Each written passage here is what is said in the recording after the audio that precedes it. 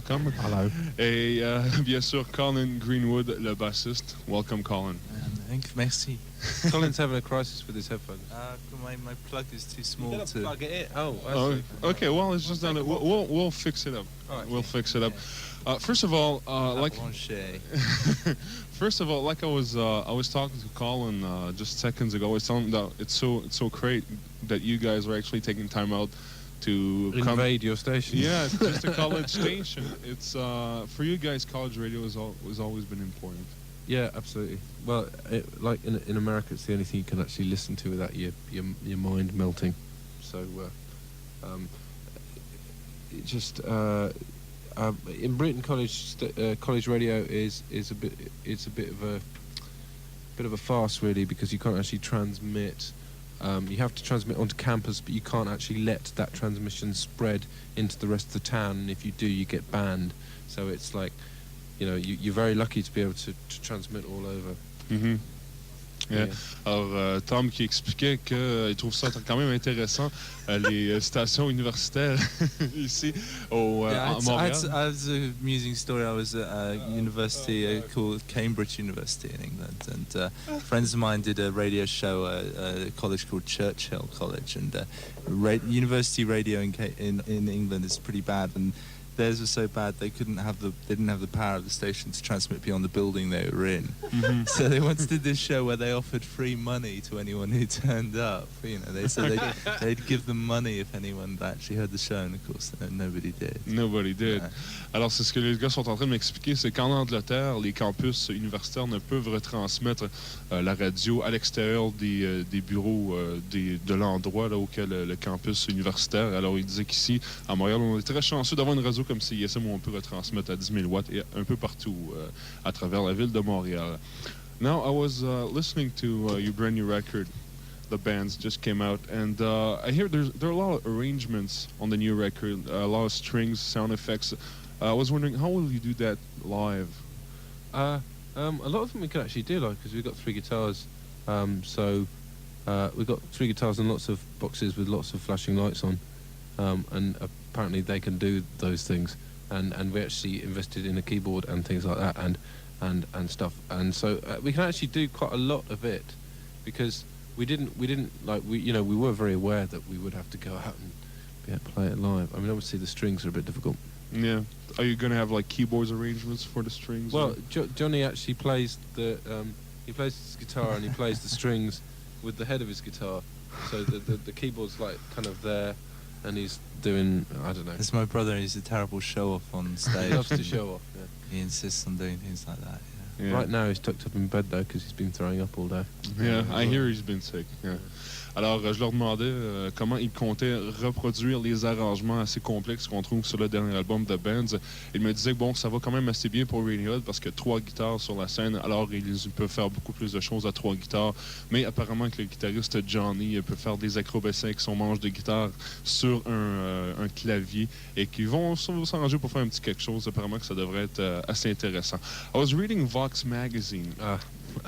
Let's talk about that. And they recently stated, I think it's this month's issue actually, that The Bands was, and I quote, the first great British rock album of the year. Now, what do you think about that? Well, there hasn't been much of a year so far yet. Only a couple of months. But B, it's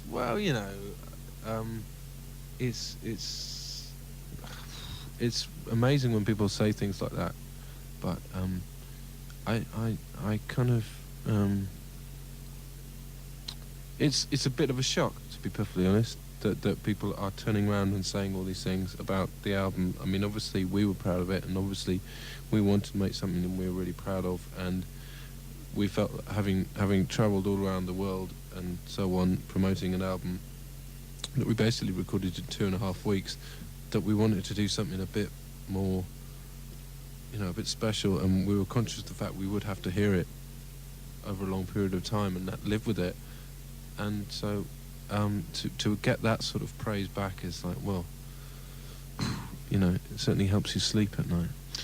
It's ironic because I understand that Radiohead wasn't always treated this nicely by the British press.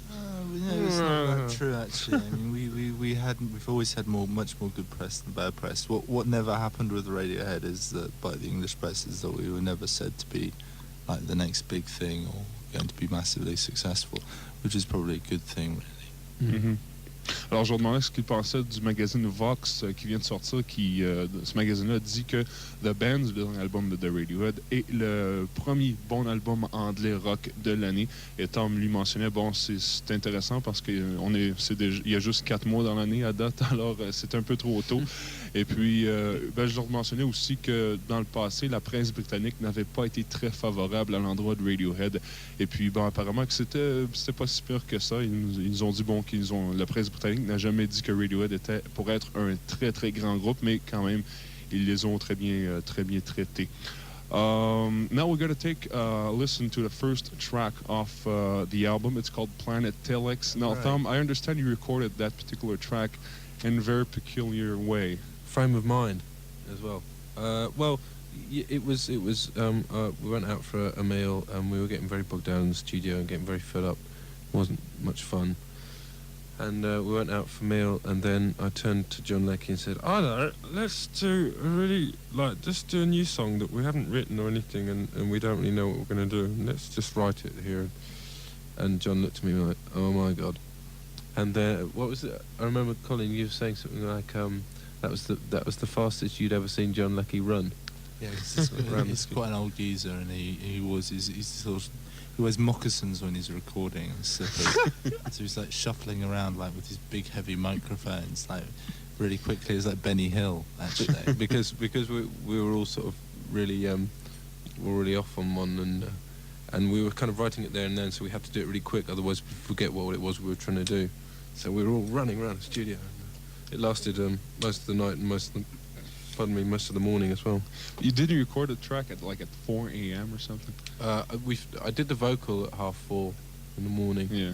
And Ed had gone into a coma by that point. And Colin, were you still there? Did you go to bed? No, I was still there, You were but I still was there. watching the In telly. spirit, you were watching TV. Yeah. And Johnny's in bed and Phil's in bed, and John Leckie said, "Okay, go and do the vocal now." And this is 4:30 in the morning. So I did, and this was the one. This is what happened. This is what This happened. is what happened. All right. Alors, qu'est-ce qui s'est passé avec la pièce Planet Telex? Thom a enregistré les parties vocales à 4 heures du matin et la plupart des membres du groupe étaient endormis. Alors, apparemment que c'était assez particulier. Et le producteur John Leckie, lui, savait pas trop quoi faire. Et apparemment qu'il enregistre avec des mocassins à ses pieds et qu'il est assez vieux et qu'il savait pas trop quoi faire parce que les gars de Radiohead ont dit, ça nous tente d'enregistrer une nouvelle pièce. On sait pas trop qu'est-ce qui va se passer, mais on va improviser. Alors, sans délai, la pièce qui suit, Planet Telex, sur les ondes de CISM. Alors, c'était Radiohead avec la pièce Planet Telex sur les ondes de CISM 89.3 FM à Montréal. On aura des disques compacts à faire tirer tout à l'heure et Thom va jouer une pièce également. Let's talk about Creep. I know you guys are probably creeped over that one, but because I read that it's somewhat of a nuisance for you guys now. No, it's fine. It's not a problem at all. No, it's one of my favourite songs. It's just, I think, that it's difficult to talk about now because everybody has said everything about it so much that it was just one song that we wrote. People stop me in the street now and say, "Oh, Creep was an amazing song," so on, and I always just turn around and say, "Well, thanks, we have others." You do. But do you feel like you have to match that level of success with the new record? I think in some ways we already have done, just in the way that people have started to respond to it and have started saying they aren't the band that we thought they were, so on. So it's, to some degree we've already achieved that. So commercial success would be a rather nice bonus, but at least people have stopped seeing us in that way. I think that'll certainly that certainly helps the way we see ourselves. Can't keep a good band down, can you? Swallow the mic, man. You've got to swallow it. Alors, je l'ai mentionné. 58. Je l'ai mentionné. I don't know. I'm rubbish at mic that's- techniques. you know he's when swallowing you're it. a bass player. They never let me near a microphone. It all end in tears. Yeah, alors on se marre ici parce Laughter. que normalement le bassiste n'a pas le droit de s'approcher du microphone en spectacle, mais maintenant on lui demande de parler devant le microphone, alors c'est un peu This is quite a étrange. novelty for me. It's like being taken out for a holiday, so getting in front of a microphone. It's great. Alors, je leur parlais de la pièce Creep qui avait été un grand succès. Je leur demandais si pour eux c'était un peu de pression de répéter ce succès-là, son nouvel album. Thom, il mentionne qu'il y a des gens, des fois, qui l'arrêtent dans la rue, qui lui disent ah, c'est une excellente pièce. Mais lui, Thom, il dit ben, écoute, on est beaucoup plus qu'une seule pièce. Il y a d'autres pièces qu'on a fait également. Alors, tâchez d'écouter les autres pièces. Although there must be a lot of pressure since a lot of rock critics said that Creep was a worthy addition to rock's lexicon of angst, along songs like My Generation, I'm 18, even Anarchy in the UK, that kind of thing. What do you think about that? What's the Offspring song? I'm extremely sad and upset and... Come out and play? No. Keep him separated? No, the one about being really... Oh, never mind. Self-esteem? Yes. Was it No Self-Esteem? Yeah. That's original, isn't it? It is. Or not. Well, what do you think about that? Like, you guys had that Creep song, and rock critics said that it was up there with the others. Well, obviously it is. Colin? Speechless for once. I mean, really. I mean, it's not God, really... I wonder what people think listening to this. It doesn't. It's, you know. I mean, when it first was released in America, MTV rejected the video. And Really? yeah, and said, no. It's only because a couple of radio stations who were quite influential, like, picked up on it and people heard it. You know, that's all we do. Is like we want to make sure as many people as possible hear what we do because we think they'll like it, and it seemed to work with Creep and with the last record. So Mm-hmm. I think it'll work with this one. To say it's part of some sort of lexicon or heritage or something is kind of implies that in a couple of months we'll be stuck up in hard rock cafes all around the world.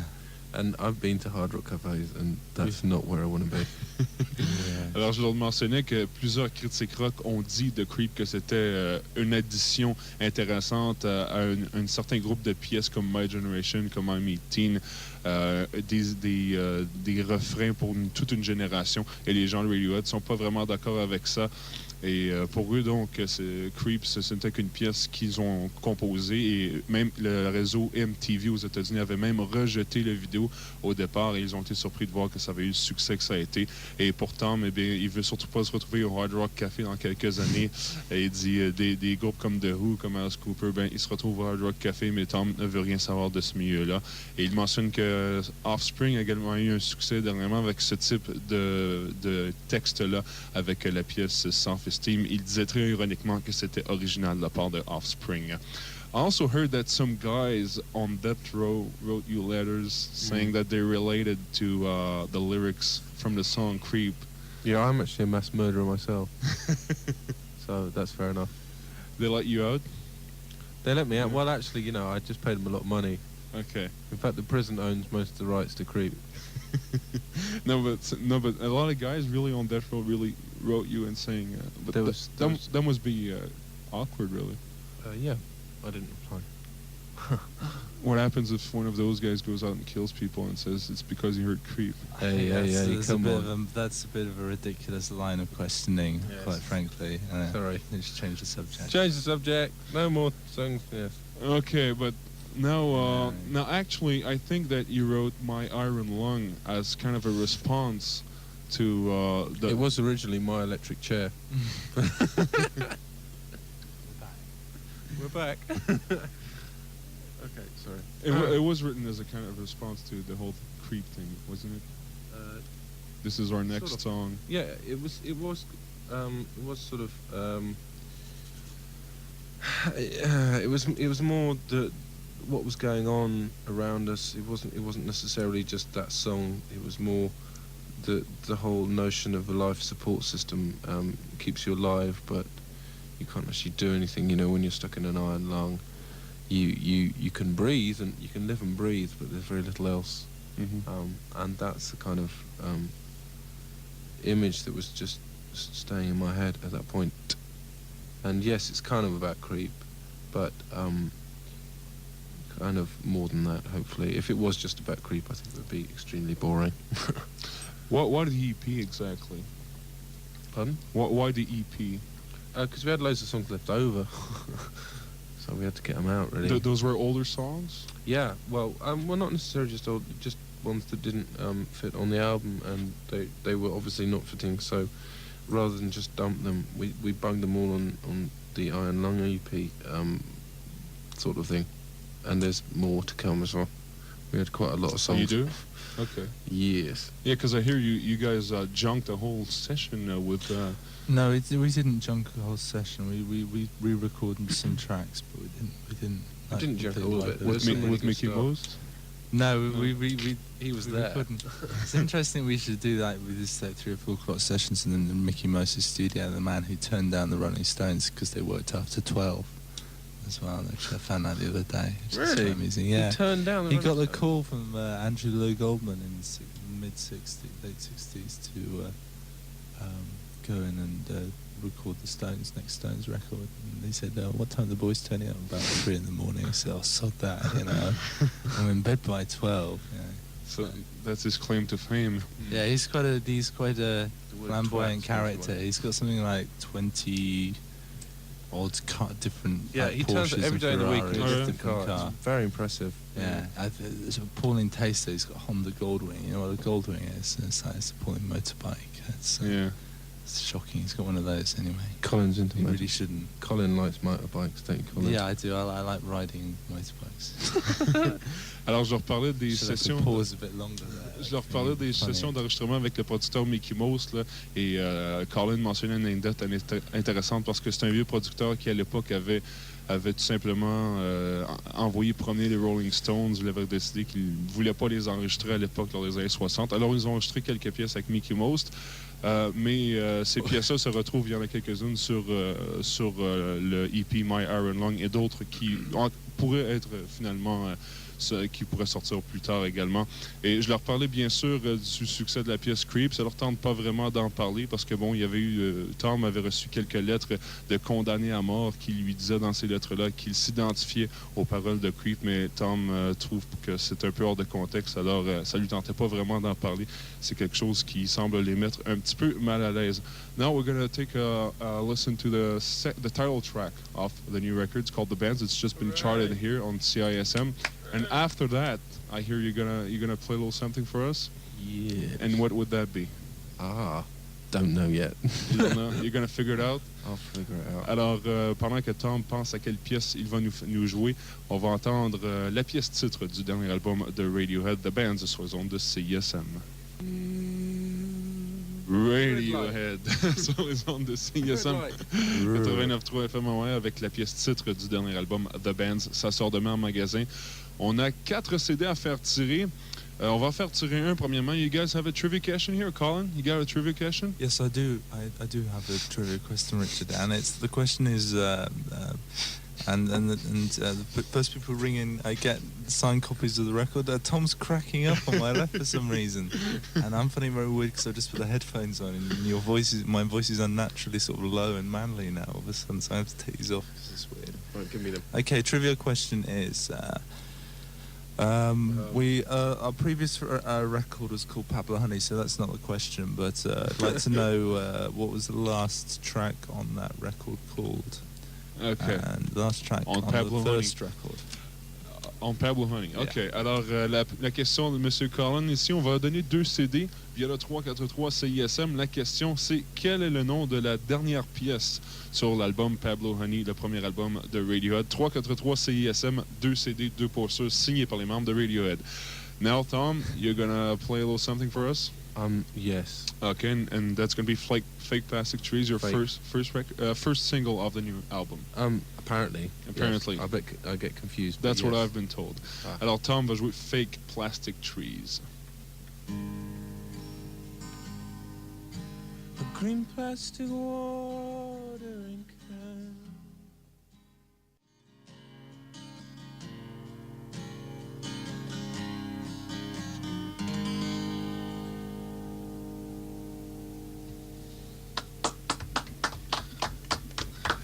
C'était Thom de Radiohead avec Fake Plastic Trees sur les ondes de CISM, version acoustique. Very nice version, by the way. And I also heard that part of the new record was recorded at Abbey Road. It was, yes. Was that- We're sad Beatles tourists when it comes out. Considering the place is such a monument, was that a bit influential for you guys? Well, not really. I mean, like the first day at Abbey Road, we spent the day wandering around the studio. Goes, oh, that's the cupboard they all smoked dope in, and wow, that's Paul's organ, so to speak. And but you know that the novelty kind of wears off after a bit, Yeah. and you get on with it. You were talking about the band's the title track. Now we hear some sounds just before the track kicks off. What are those sounds? Oh, well, that's kind of as far as I remember, it was some hotel in America, and I woke up one morning, and there was this god awful noise going on. No idea what it was, and it was some. Wow, what was that? Was that you? That was my stomach. I'm sorry. That just went over. Yes. Okay. Broadcast. That's your stomach went FM there, man. Okay. It went. Stereo. Where Anyway, where you're was that? talking about it was in Phoenix, Arizona. Not too close from the mic. Yeah. Oh, right, okay. Sorry, it was in Phoenix, Arizona. Tom's in pain now. Yeah. Was it? Okay. And it was some bloke training his poor little kids to do some marching thing. And they were all parading up and down. He had this big microphone and he was shouting at them. And it kind of comes from that. Yeah, that's it. Alors, je leur demandais les sons au début de la pièce de Benz, qu'est-ce qu'on entend? Eh bien, c'est tout simplement alors qu'ils étaient en Amérique. Tom était dans une chambre d'hôtel. Il a entendu beaucoup de bruit un matin à l'extérieur. Il est allé voir ce que c'était. C'était des jeunes qui jouaient une fanfare quelconque. Alors, lui, il est allé enregistrer ça et on entend ce petit bout au début de la pièce The Bands. Et je leur demandais également ce qu'ils ont pensé du studio Abbey Road parce qu'une partie de l'album The Bands a été enregistrée à Abbey Road, bien sûr, studio célèbre des Beatles. Et pour eux, ben, ça faisait pas vraiment grande différence. C'est juste que les gens qui étaient là leur disaient « Ah, ça c'est un cendrier » ou « Paul a été une cigarette » et des trucs comme ça, mais eux, ça leur dérangeait pas plus qu'il faut. Like I was saying... What was that? Nothing. I was saying before that you guys have been... I was reading some articles. You guys have been compared to bands like the Smiths, even Bowie, like we were talking about Bowie a little bit before. Do you guys care anything about these comparisons? Do we care about these comparisons? No, not really. I mean, it's still very amusing. We've been compared in the press at the moment in England to U2, Queen, Queen? all these Yeah. bands that which is great. I mean, I'm like Queen's As long great, as you don't get compared to Kylie Minogue, you're all right. Not much chance of that, really. Not much chance of that, Not unless someone has Drastic serious happens. liposuction. some ghastly accident occurs or something. I don't know, but no. Comparisons. No, we just seem to be sort of doing our own thing really, and it's good because it seems to be recognised more and more that it's Radiohead and it's not anyone else. Je leur disais qu'ils ont été comparés au début de leur carrière avec les Smiths, avec Bowie. Il me mentionnait également qu'ils ont été comparés à U2, même à Queen, mais selon eux, eh bien, les gens vont bien faire la différence et vont bien voir que Radiohead a son propre son. I also read that you guys started to play around the summer of '91. Was that it? Summer of '91? Yeah, that's right. And It's the Hollybush Inn in Oxford. and only a few weeks after that, you'd already received record company offers. Yes. We had that's an right. answer phone at home at the time because we were kind of living in the same house, and there was this answer phone, and every day we get back from rehearsal or whatever, and it would be full of record companies. I was going, "Hi, yes, we're your new best friend. My name's Michael, and I work for Sony Records, and we're going to offer you blah, blah, blah." So that was very strange. And then my mum would be on the end saying, "Have you done your smalls yet?" You're That what? was a reality. Small My smalls, sorry, the underwear. Oh, okay. pants. Yeah, underpants, right. Alors, je leur disais qu'au début, bien sûr, ils me disaient qu'ils ont commencé leur carrière en 91 à l'été et déjà quelques semaines après avoir joué dans les clubs, ils recevaient un paquet de messages sur leur répondeur dans leur local de compagnies de disques qui leur disaient qu'ils étaient intéressés et eux semblaient bien amusés de ça, ici même en studio. We're going to take another listen to another track of the album. Wow. And then, after that, Exciting. you're going to play a little something else after that? Oh. Could we hear, there's Nice Dream. There's a really nice. Could you hear that after that? Maybe. Afterwards? I don't know what I'm going to do with the guitar solo though. But yeah, I'll try it. You'll try. OK, alors peut-être que Thom va jouer quelque chose. Pour l'instant, on écoute une autre pièce du dernier album de Radiohead, The Band, sur les ondes de CISM. Radiohead sur les ondes de CISM avec la pièce Bones. Hello. Alors, Thom va nous jouer une autre pièce dans quelques instants, mais juste avant, Colin va faire tirer 2 autres CD du dernier album de Radiohead, The Bands, et il va vous poser une question. You got a trivia? Another question. Another question. We'll have to come back to that a bit later, Richard, because you just jumped that one on me, so I need to think about it. Okay, you're gonna have some time to think. I'll cogitate. In the meantime, Colin's gonna go. Is gonna do another one here. Thom, yeah, right. You're gonna do Nice Dream, which is. Try. You're gonna try. I know there's a lot of strings on that one. There's all sorts of weird stuff going on, but I'll try and just hum along. So that's gonna be. I could help you out, perhaps. Yeah, you could. Then again, you could think about the trivia question. Yes. That's far more useful, you're right. Think about the trivia. So maintenant, on va entendre Thom qui va nous interpréter une version acoustique toute nue de la pièce Nice Dream qu'on retrouve également sur leur dernier album. It's all yours.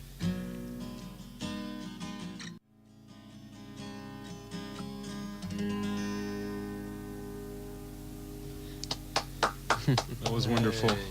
Great acoustic version, Nice Dream par Thom de Radiohead, une version acoustique spécialement pour les auditeurs de CISM. Colin, did you come up with a trivia? I've got a corker of a question for everybody now. Alors, so, Colin va vous poser une question. Vous téléphonez 343 CISM. Vous avez indirectly about Radiohead.